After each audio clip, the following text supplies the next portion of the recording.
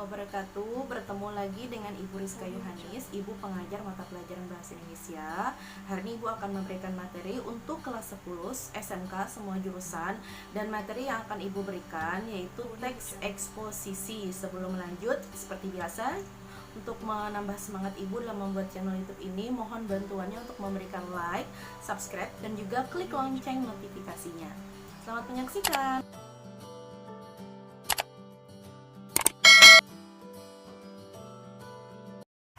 Baik anak-anakku sekalian, hari ini kita akan membahas tentang teks eksposisi. Pada bagian pertama kita akan membahas tentang pengertian teks eksposisi.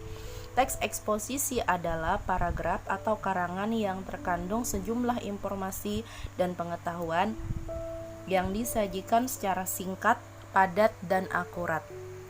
Pendapat lain juga menyatakan bahwa teks eksposisi adalah jenis atau ragam teks yang memiliki fungsi untuk menyampaikan gagasan-gagasan berupa pemikiran tentang suatu topik dan bersifat non-fiksi.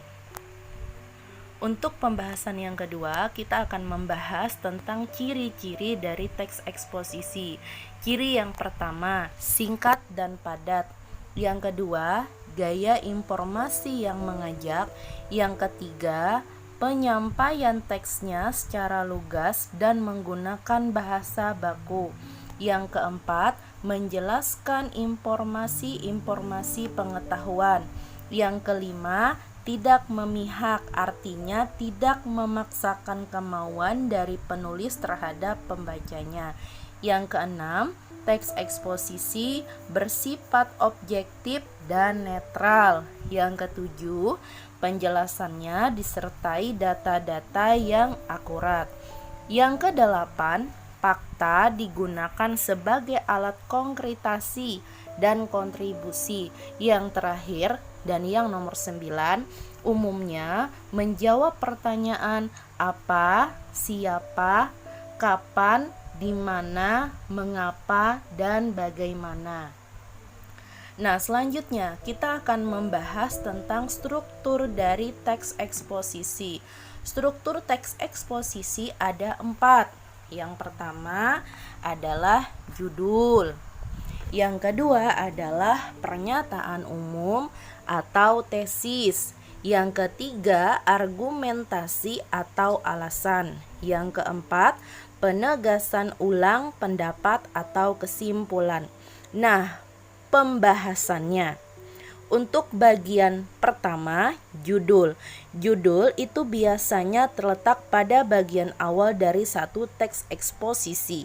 Kemudian kata-kata yang digunakan itu singkat, menarik, dan syarat akan makna. Kemudian yang kedua, pernyataan umum atau tesis. Bagian ini berfungsi untuk memperkenalkan topik sekaligus menempatkan pembaca pada posisi tertentu dan biasanya terletak pada paragraf yang pertama. Kemudian yang ketiga, argumentasi atau alasan. Ini adalah penjabaran dari pernyataan umum atau tesis pada bagian sebelumnya dan biasanya isinya cukup panjang. Kemudian yang keempat, penegasan ulang atau pendapat atau bisa juga disebut sebagai kesimpulan. Nah, pengulangan tersebut dilakukan berdasarkan pada argumen yang telah disajikan dalam bagian sebelumnya.